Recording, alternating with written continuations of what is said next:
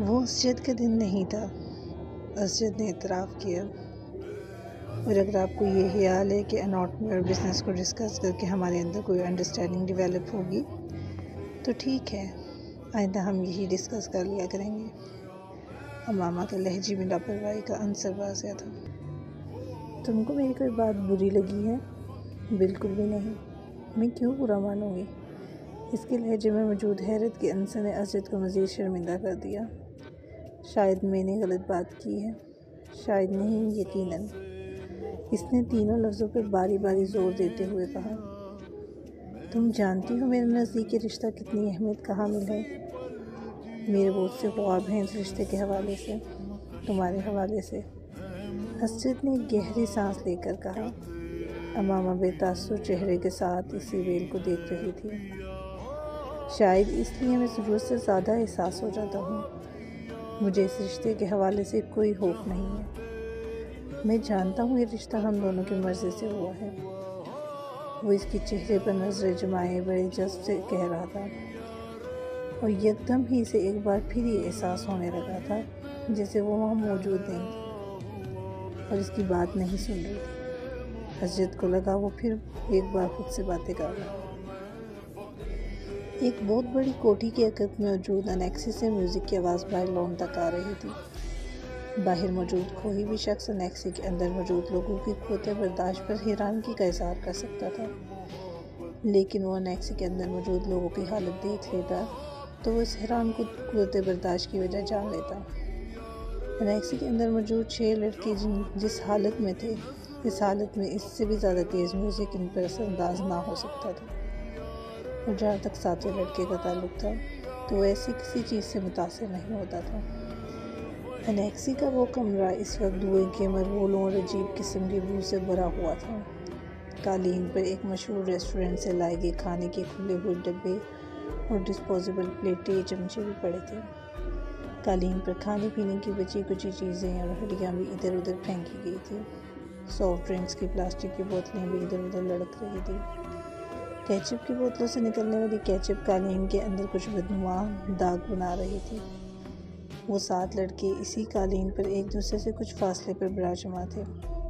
ان کے سامنے قالین پر بیئر کے خالی کینز کا ایک ڈھیر بھی لگا ہوا تھا، اور تفریح کا یہ سلسلہ وہیں تک نہیں رکا تھا۔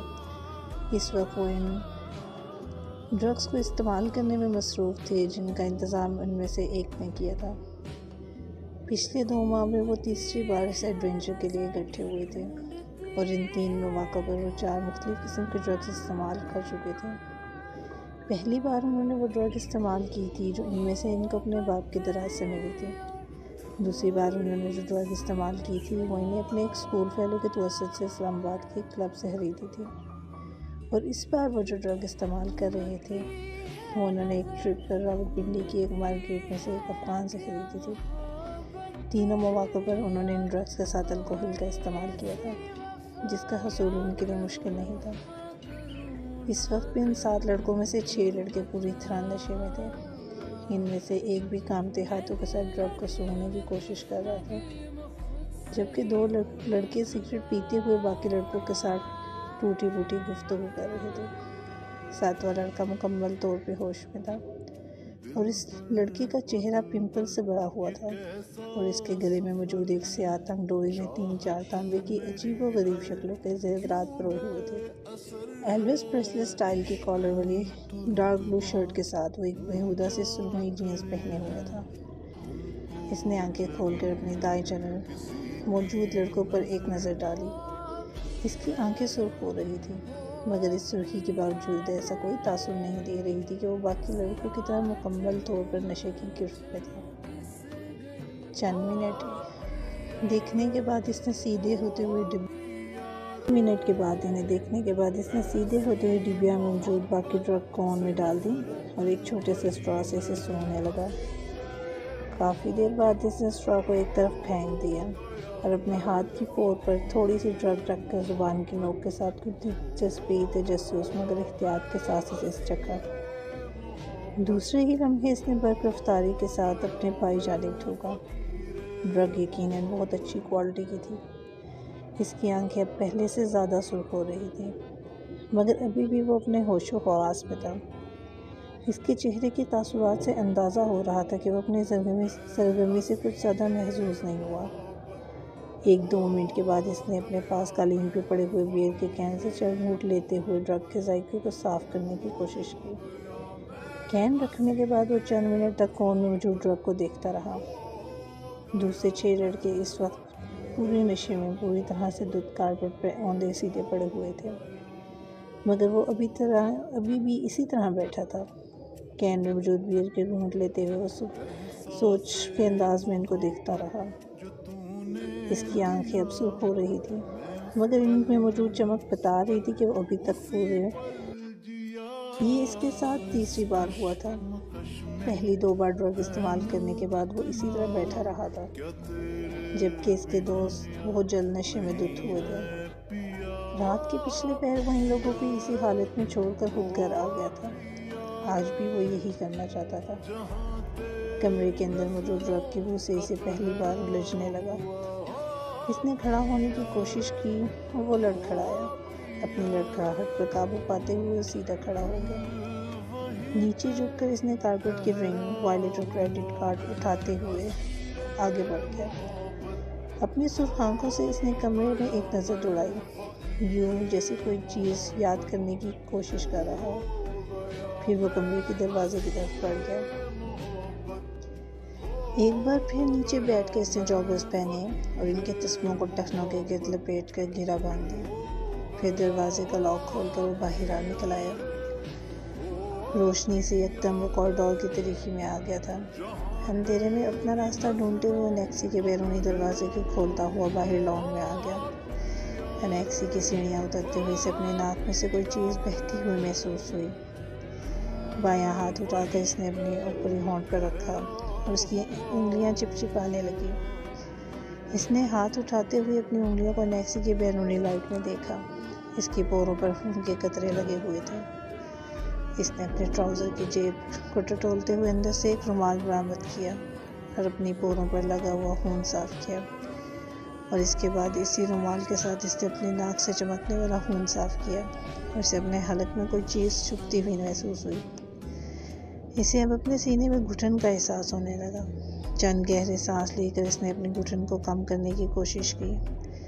وہیں کھڑے کھڑے اس نے 2-3 بار نیچے تھوکا اور ایک بار پھر سیڑھیاں اترنے کے لیے قدم بڑھایا۔ وہ یکدم ٹھٹک گیا۔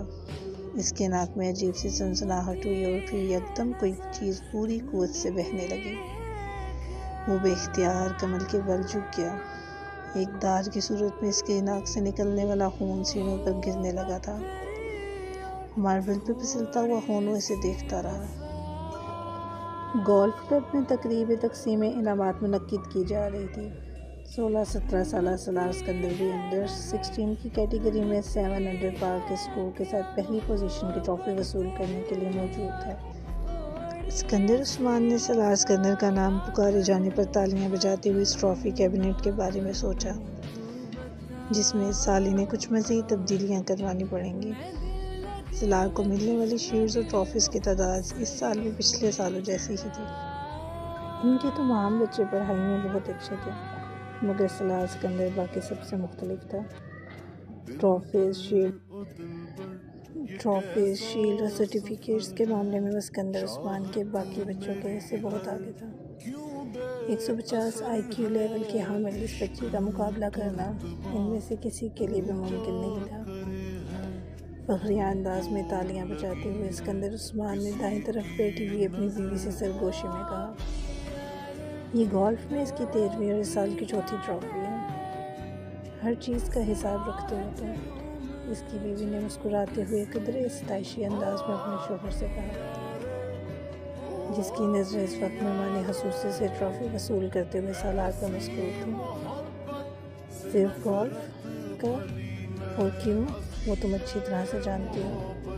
اسکندر عثمان نے اپنی بیوی کو دیکھا، جو اب سیٹ کی طرف جاتے ہوئے سالار کو دیکھ رہی تھی۔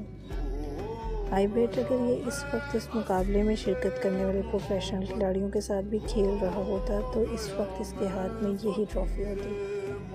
اسکندر عثمان نے بیٹے کو دور سے دیکھتے ہوئے کچھ فخریہ انداز میں دعویٰ کیا۔ سالار اب اپنی سیٹ کے اطراف میں موجود دوسری سیٹوں پر موجود دوسرے انعامات حاصل کرنے والوں سے ہاتھ ملانے میں مصروف تھا۔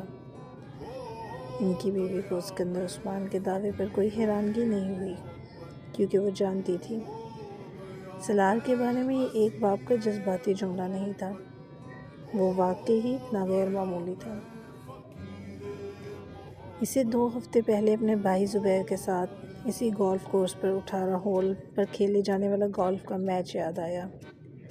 رف میں اتفاقاً گر جانے والی ایک بال کو جس صفائی اور مہارت کے ساتھ وہ گرین پر لایا تھا، اس نے زبیر کو حیرت میں مبتلا کر دیا۔ وہ پہلی بار سرات کے ساتھ گولف کھیل رہا تھا۔ مجھے یقین نہیں آ رہا۔ 18 ہول کے ہاتھ پر کسی کو بھی یہ یاد نہیں تھا کہ اس نے یہ جملہ کتنی بار بولا تھا۔ رف سے کھیلی جانے والی شاٹ نے آخر سے حیرت میں مبتلا کیا تھا تو سالار اسکندر کے پٹریس نے اسے دنگ بہت کر دیا۔ گیند کو ہول میں جاتے دیکھ کر اس نے کلب کے سہارے کھڑے کھڑے سے گردن موڑ کر اپنی آنکھوں ہی آنکھوں میں سالار اسکندر اور اس کے ہول کے درمیان موجود فاصلے کو ماپا تھا، اور جیسے بے یقینی سے سر ہلاتے ہوئے سالار کو دیکھا۔ آج سالار صاحب اچھا نہیں کھیل رہے۔ زبیر نے مڑ کر بے یقینی کے عالم میں اپنے پیچھے کھڑے کیڑی کو دیکھا، جو گولف کارٹ پکڑے سالار کو دیکھتے ہوئے بڑبڑایا تھا۔ ابھی یہ اچھا نہیں کھیل رہا۔ زبیر نے کیڑی کو دیکھا۔ ہاں صاحب، ورنہ بال کبھی رف میں نہ جاتی، کیڑی نے بڑے معمولی سے انداز میں اسے بتایا۔ آج آپ یہاں پہلی بار کھیل رہے ہیں، اور سالار صاحب پچھلے 7 سال سے یہاں کھیل رہے ہیں۔ میں اسی لیے کہہ رہا ہوں کہ وہ اچھا نہیں کھیل رہے۔ کیڑی نے زبیر کی معلومات میں اضافہ کیا، اور زبیر نے اپنی بہن کو دیکھا جو فخریہ انداز میں مسکرا رہی تھی۔ اگلی بار میں پوری تیاری کے ساتھ آؤں گا، اور اگلی بار کھیل کی جگہ کا انتخاب بھی میں کروں گا۔ زبیر نے کچھ ہفت کے عالم میں اپنی بہن کے ساتھ سالار کی طرف جاتے ہوئے کہا۔ ٹائم، انہوں نے سالار کی طرف سے اپنے بھائی کو پراعتماد انداز میں چیلنج کرتے ہوئے کہا۔ میں تمہیں اس ویک اینڈ پر ٹی اے اور ڈی اے کے ساتھ کراچی بھجوانا چاہتا ہوں، انہوں نے سالار کے قریب پہنچ کر ہلکے انداز میں کہا۔ سالار مسکرایا۔ کس لیے؟ میرے بیہاف پر تمہیں کراچی چیمبر آف کامرس کے صدر کے ساتھ ایک میچ کھیلنا ہے۔ میں اس بار الیکشنز میں اس سے ہارا ہوں، مگر وہ اگر کسی گولف کے میچ ہار گیا تو اسے ہارٹ اٹیک ہو جائے گا، اور وہ بھی ایک بچے کے ہاتھوں۔ So let's settle the scores. وہ اپنے بھائی کی بات پر ہنسی تھی، مگر سالار کے ماتھے پر چل بل نمودار ہو گئی تھی۔ بچہ؟ اس نے ان کے اس جملے میں واحد قابل اعتراض لفظ پر زور دیتے ہوئے اسے دہرایا۔ میرا خیال ہے انکل، مجھے کل آپ کے ساتھ 18 ہولز کا ایک میچ اور کھیلنا پڑے گا۔ اسجد دروازہ کھول کر اپنے ماں کے کمرے میں داخل ہوا۔ امی، آپ سے ایک ضروری بات کرنی ہے۔ ہاں کہو، کیا بات ہے؟ اسجد صوفے پر بیٹھ گیا۔ آپ ہاشم انکل کی طرف نہیں گئی؟ نہیں، کیوں کوئی خاص بات ہے؟ ہاں، امامہ اس ویک اینڈ پر آئی ہوئی ہے۔ اچھا، آج شام کو چلیں گے۔ تم گئے تھے وہاں؟ شکیلہ نے مسکراتے ہوئے کہا۔ ہاں، میں گیا تھا۔ کیسی ہے وہ؟ اس بار تو خاصے عرصے کے بعد آئی ہے، شکیلہ کو یاد آیا۔ ہاں، 2 ماہ بعد۔ شکیلہ کو اسجد کچھ الجھا ہوا لگا۔ کوئی مسئلہ ہے؟ امی، مجھے امامہ پچھلے کافی عرصے سے کچھ بدلی بدلی لگ رہی ہے۔ اس نے گہرا سانس لیا۔ بدلی؟ کیا مطلب؟ مطلب تو میں شاید آپ کو نہیں سمجھا سکتا، بس اس کا رویہ میرے ساتھ کچھ عجیب سا ہے، اسجد نے کندھے اچکاتے ہوئے کہا۔ آج تو وہ ایک معمولی سی بات پر ناراض ہو گئی، پہلے جیسے کوئی بات ہی نہیں ہوئی اس میں۔ میں سمجھ نہیں رہا کہ اسے کیا ہو گیا ہے۔ تمہیں وہم ہو گیا ہے اسجد، اس کا رویہ کیوں بدلنے لگا؟ تم کچھ زیادہ ہی جذباتی ہو کر سوچ رہے ہو۔ شکیلہ نے اسے حیرانگی سے دیکھا۔ نہیں امی، پہلے میں بھی یہی سمجھ رہا تھا کہ مجھے وہم ہو گیا ہے، لیکن اب خاص طور پہ آج مجھے یہ احساسات وہم نہیں لگے۔ وہ بہت اکھڑے انداز میں بات کرتی ہے مجھ سے۔ تمہارا کیا خیال ہے اس کا رویہ کیوں بدل گیا ہے؟ شکیلا نے برش میں اس پر رکھتے ہوئے کہا۔ یہ تو مجھے نہیں پتا، تم نے پوچھا ہے اس سے؟ ایک بار نہیں کئی بار۔ پھر ہر بار آپ کی طرح وہ بھی یہ کہتی ہے کہ مجھے غلط فہمی ہو گئی ہے، اس نے کندھے چکاتے ہوئے کہا۔ کبھی کہتی ہے اسٹڈیز کی وجہ سے ایسا ہے، کبھی کہتی ہے اب وہ میچور ہو گئی ہے اس لیے۔ یہ ایسی کوئی غلط بات تو نہیں ہے، ہو سکتا ہے واقعی یہی بات ہو، شکیلا نے کچھ سوچتے ہوئے کہا۔ امی بات سنجیدگی کی نہیں ہے، مجھے لگتا ہے وہ مجھ سے کترانے لگی ہے، اسجد نے کہا۔ تم فضول باتیں کر رہے ہو اسجد، میں نہیں سمجھتی کہ کوئی ایسی بات ہوگی، ویسے بھی تم دونوں تو بچپن سے ایک دوسرے کو جانتے ہو۔ شکیلا کو بیٹی کے خدشات بالکل بھی معنی لگے۔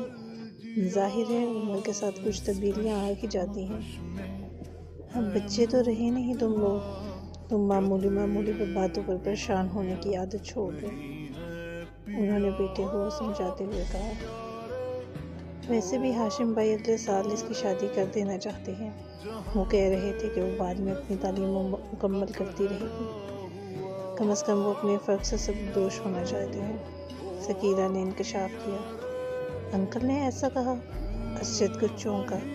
کئی بار کہا ہے، میرا خیال ہے وہ لوگ تو تیاریاں بھی کر رہے ہیں، اسجد نے ایک دفعہ پھر اطمینان کا سانس لیا۔ ہو سکتا ہے ماما اسی وجہ سے قدرے پریشان ہوں۔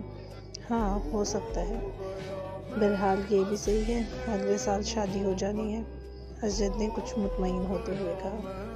وہ 16-17 سال کا ایک دبلا پتلا مگر لمبا لڑکا تھا، اس کے چہرے پر بلوغت کا وہ گہرا رواں نظر آ رہا تھا جسے ایک بار بھی شیو نہیں کیا گیا تھا، اور اس نے اس کے چہرے کو معصومیت کو برقرار رکھا ہوا تھا۔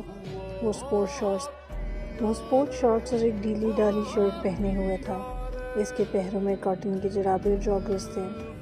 چوئنگم چباتے ہوئے اس کی آنکھوں میں ایک عجیب طرح کی بے چینی اور اضطراب تھا۔ وہ اس وقت ایک پرہجوم سڑک کے بیچوں بیچ ایک ہیوی ڈیوٹی موٹر سائیکل پر بیٹھا ہوا تیزی سے تقریباً اسے اڑا لے جا رہا تھا۔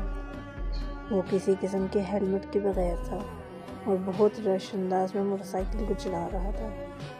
اس نے 2 دفعہ سگنل توڑا، 3 دفعہ خطرناک طریقے سے کچھ گاڑیوں کو اوورٹیک کیا، 4 دفعہ بائک چلاتے چلاتے اس کا اگلا پہیہ اٹھا دیا، اور کتنی ہی دیر تک دور تک ایک پہیے پر بائک چلاتا رہا۔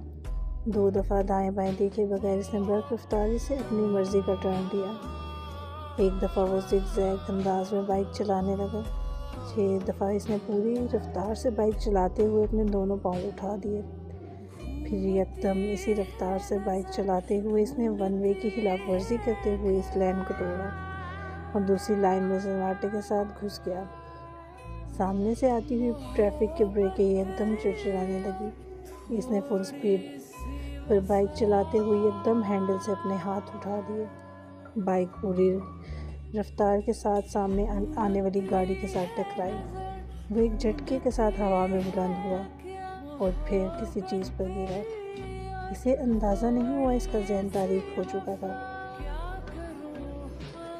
وہ دونوں لڑکے اسٹیج پر ایک دوسرے کے بالمقابل روسٹرم کے پیچھے کھڑے تھے، مگر ہال میں موجود اسٹوڈنٹ کی نظریں ہمیشہ کی طرح ان میں سے ایک پر مذکور تھی۔ وہ دونوں ہیڈ بوائے کے لیے انتخاب کے لیے کنونس کر رہے تھے اور وہ پروگرام بھی اس کا حصہ تھا۔ دونوں کے درمیان ٹاکر اور ڈوئر کا فرق ہوتا ہے، اور great talkers are not great doers. Salar کے سپورٹرز کی تالیوں سے ہال گونج اٹھا۔ میرے پاس فیضان اختر جیسے خوبصورت الفاظ کی روانی نہیں ہے، اس نے اپنی بات جاری رکھی۔ میرے پاس صرف میرا نام ہے اور میرا متاثر کن ریکارڈ، اور مجھے کنونسنگ کے لیے کوئی لفظوں کے دریا بہانے کی ضرورت نہیں، مجھے صرف یہ الفاظ کہنے ہیں۔ وہ ایک بار پھر رکا۔ Trust me and vote for me. اس نے شکریہ ادا کرتے ہوئے جس وقت اپنے مائک کو آف کیا، اس وقت ہال تالیوں سے گونج رہا تھا۔ 1 منٹ 40 سیکنڈ میں وہ اسی 90 تلے کیلکولیٹڈ انداز میں بولا تھا جو اس کا خاصہ تھا، اور اسی 1.5